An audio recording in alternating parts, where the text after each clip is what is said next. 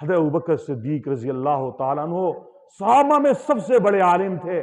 کہنے لگے میں نے اللہ کے پاک پیغمبر سے سنا ہے نبی کی وفات جہاں پہ ہوتی ہے، جس چارپائے جس جگہ پہ ہوتی ہے وہیں پہ اس کی قبر بنتی ہے.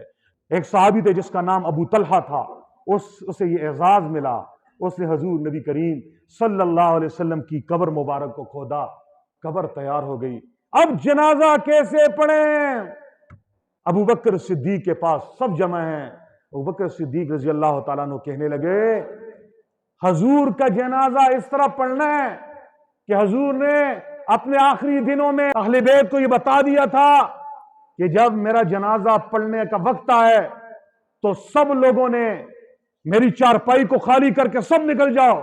سب سے پہلے جبرائیل امین جنازہ پڑھیں گے، پھر میکائیل پڑھیں گے، پھر اسرافیل پڑھیں گے، پھر اسرائیل پڑھیں گے، پھر سارے فرشتے پڑھیں گے، پھر میرے اہل بیت کے مرد پڑھیں گے، پھر میرے اہل بیت کی عورتیں پڑھیں گی، پھر صحابہ کرام کے مرد پڑھیں گے، پھر صحابہ کرام کی عورتیں پڑھیں گی، پھر صحابہ کرام کے بچے پڑھیں گے. حضور کا حکم یہ تھا. سب آ گئے.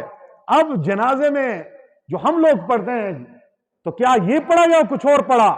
قاضی ایاز رحمہ اللہ فرماتے ہیں حضور کے جنازے میں ابو بکر نے فرمایا تھا تکبیر کہو، ثنا پڑھو، درود پاک پڑھو، دعا پڑھو. ایسے ہی جنازہ ہوا ہے جیسے ہی جنازے ہوتے ہیں.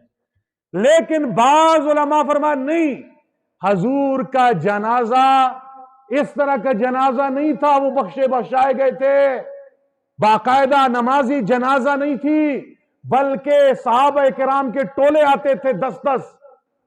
حجرہ عائشہ میں جتنے لوگ مٹ سکتے تھے آتے، حضور نبی کریم پہ درود بھیجتے، سلام بھیجتے، نکلتے جاتے.